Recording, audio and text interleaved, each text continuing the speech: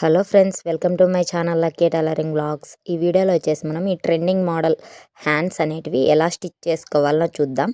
Thread piping కూడా చూడండి ఎంత సన్నగా మనకి ఎంత నీట్గా ఫినిషింగ్ అనేది వచ్చిందో.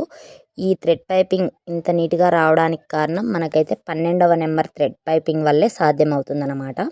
ఇప్పుడైతే ఎలా స్టిచ్ చేసుకోవాలో చూద్దాం. ఫస్ట్ అయితే మనం మెయిన్ ఫ్యాబ్రిక్ పెట్టేసుకోవాలి కరెక్ట్గా రైటా రాంగ్గా చూసుకొని.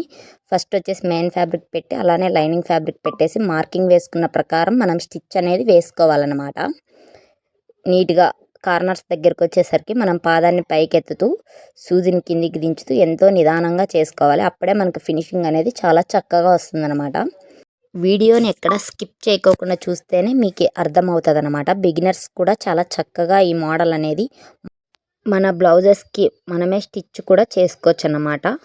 మనం స్టిచ్ చేసుకునే దాన్ని చూసి ఇంకా నలుగురు అనేది అడిగి స్టిచ్ చేయించుకుంటారనమాట. అంత నీట్గా ఫినిషింగ్ అనేది వస్తుందన్నమాట. ఇప్పుడైతే పై వైపునున్న సెకండ్ మార్కింగ్ పైన కూడా అలానే నీట్గా స్టిచ్చెస్ అనేటివి వేసుకోవాలన్నమాట. ఇలా నీట్గా నిదానంగా చేసుకుంటేనే మనకు వర్క్ ఫినిషింగ్ కూడా అంతే నీట్గా ఉంటుందన్నమాట. మన ఛానల్ అయితే new channel friends, me love and support కావాలని కోరుకుంటున్నాను. అలానే ఇప్పుడు లాస్ట్కి వచ్చిన తర్వాత కట్ చేసుకున్న తర్వాత మధ్యలో నుంచి మనం కటింగ్ అనేది చేసుకోవాలన్నమాట. అటువైపు ఇటువైపు పావించు మార్జిన్ పెట్టుకొని ఎక్స్ట్రా ఫ్యాబ్రిక్ అనేది మనం కటింగ్ అనేది చేసుకోవాలన్నమాట. అప్పుడే మనకి ఫినిషింగ్ కూడా నీట్గా వస్తుంది. ఎక్కువ ఖర్చు పెట్టుకోవడం వల్ల మనకు ఫోల్డింగ్ చేసినప్పుడు ఎక్కువ ఫ్యాబ్రిక్ ఖర్చు కున్నించుకుంటే మనకు ఫినిషింగ్ అనేది అంత నీట్గా రాదనమాట. అందుకే పావించు మార్జిన్ ప్రకారం ఉన్నించుకుంటే సరిపోతుందన్నమాట. మనం కట్టర్ సహాయంతో నీట్గా చిన్న చిన్న కట్స్ అనేటివి మెయిన్ ఫ్యాబ్రిక్ అండ్ థ్రెడ్ రెండు కట్ కాకోకుండా పెట్టుకోవాలి. ఎందుకంటే మనం ఒకవేళ ఎక్స్ట్రా కట్ అయిపోతే మనం మరొక హ్యాండ్ రెడీ చేసుకునేకి మనకి క్లాత్ అనేది ఉండదు. కాబట్టి నిదానంగా చూసుకొని జాగ్రత్తగా మనము కట్స్ అనేటివి పెట్టుకోవాలన్నమాట. ఇలా పెట్టేసుకున్న తర్వాత బ్యాక్ సైడ్ ఫోల్డింగ్ చేసేసుకొని వేల్ సహాయంతో ఇలా అనేసుకోవాలన్నమాట. ఏదైనా గుండు సూది కానీ ఏదైనా పిన్ సహాయంతో ఇలా నీట్గా ఇలా అనుకోవడం వల్ల మనకి ఫినిషింగ్ కూడా చాలా చక్కగా ఉంటుంది. ఐరన్ అయినా చేసుకోండి, లేదంటే ఇలానే స్టిచ్ కూడా వేసుకోండి. నేనైతే పై వైపున వచ్చేసి ఒక టాప్ స్టిచ్ అనేది వేస్తున్నాను అనమాట. నీట్గా ఈ స్టిచ్ అనేది బాగా ఎడ్జ్కి వేయాలి. మనం ఎడ్జ్కి వేస్తేనే మనకు ఫినిషింగ్ కూడా అంతే నీట్గా కనిపిస్తుంది అనమాట. కొంచెం ఏమైనా క్లాత్ వదిలి వేయడం వల్ల మనకి ఫినిషింగ్ అనేది అంత నీట్గా రాదు. పై వైపున మెయిన్ క్లాత్ పైన వేసే స్టిచ్ ఎప్పుడు బాగా ఎడ్జ్కి వేయాలి. అప్పుడే మనకు ఫినిషింగ్ అనేది చక్కగా వస్తుంది. అది ఏ టైప్ ఆఫ్ నెక్కుకైనా కూడా మన ఫినిషింగ్ అనేది చాలా చక్కగా కనిపిస్తుంది అన్నమాట. ఇప్పుడైతే ఇలా సైడ్కి వచ్చేసి హ్యాండ్ లైనింగ్ ఫ్యాబ్రిక్ పైన ఇలా తిప్పేసుకొని ఇలా స్టిచ్ అనేది చేసుకోవాలి. ఎక్స్ట్రా ఉన్న ఫ్యాబ్రిక్ అంతా కట్ చేసుకోవాలన్నమాట. అలానే పై వైపు ఉన్న క్లాత్ కూడా సేమ్ అదే విధంగా కట్స్ అనేటివి పెట్టేసుకోవాలి మనం. అప్పుడే మనకి ఫినిషింగ్ అనేది చాలా నీట్గా వస్తుంది. బ్యాక్ సైడ్ ఫోల్డింగ్ చేసేసుకోవాలి.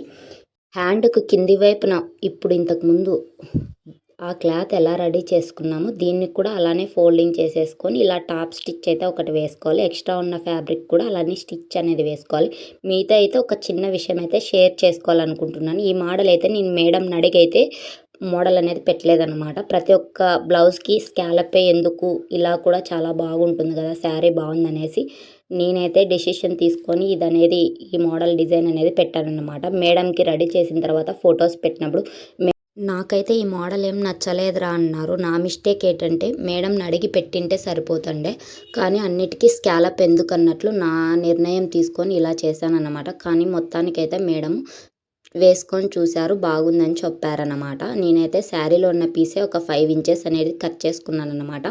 ఇలా అటు సైడు ఇటు సైడు స్టిచ్ అనేది వేసుకొని ఇలా పెట్టేసుకొని లైనింగ్ లేకోకుండా ఇలా మనం స్టిచ్ చేసుకున్న ప్రకారం పైన మన ఖర్చుకు కొద్దిగా పాయింట్ అనేది ఉండించుకొని ఇలా స్టిచ్ అనేది చేసుకున్నాను అనమాట. కార్నర్స్ దగ్గర బాగా పాదాన్ని పైకి లేపుతూ సూదిని కిందికి దించుతూ ఎడ్జ్కి అనేది బాగా నీట్గా చక్కగా వచ్చేలాగా చేశానన్నమాట. ఫస్ట్ అయితే ఇలా మెయిన్ ఫ్యాబ్రిక్ వచ్చేసి పై వైపునున్న భాగాన్ని అయితే ఇలా జాయింట్ అయితే వేసానన్నమాట. నెక్స్ట్ వచ్చేసి కింద కూడా సేమ్ అలానే అదే పాయింట్ ప్రకారమే వేసుకున్నాను అనమాట.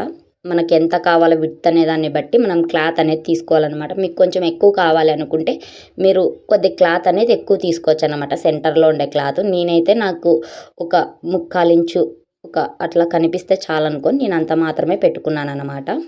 మొత్తానికైతే స్టిచ్ చేసేసిన తర్వాత ప్లెయిన్గా కనిపిస్తుందని నా దగ్గర అయితే పూసలు ఏం లేవన్నమాట. స్టోన్స్ ఉంటే పెట్టేశాను అనమాట. అక్కడొకటి లుక్ అయితే చాలా చక్కగా వచ్చిందనమాట. ఫినిషింగ్ కూడా చాలా బాగా వచ్చింది. ఇప్పుడు వచ్చేసి మనం క్రాస్ కటింగ్లో ఇలా పెట్టేసుకొని థ్రెడ్ పైపింగ్ అనేది చేసేసుకోవాలన్నమాట. వీడియో లెంత్ ఎక్కువ అవుతుంది కాబట్టి నేను ఒక హ్యాండే చూపించాను అనమాట. నేను ఆల్రెడీ ఫస్టే ఇంకొక హ్యాండ్ రెడీ చేసి పెట్టుకున్నాను. ఇలా నీట్గా నిదానంగా పట్టుకొని టైట్గా ఇలా చేయడం వల్ల ఫినిషింగ్ కూడా చాలా చక్కగా వస్తుంది పైపింగ్ అనేది. ఇంత నీట్ ఫినిషింగ్ రావడానికి కారణం అయితే మనకి 12వ నెంబర్ థ్రెడ్ పైపింగ్ వల్లే సాధ్యమవుతుందన్నమాట. మీరే మోడల్ హ్యాండ్స్ నచ్చినట్లయితే ఒక లైక్ చేసి మన ఛానల్ని అయితే సబ్స్క్రైబ్ చేసుకోండి friends. Thank you for watching this video.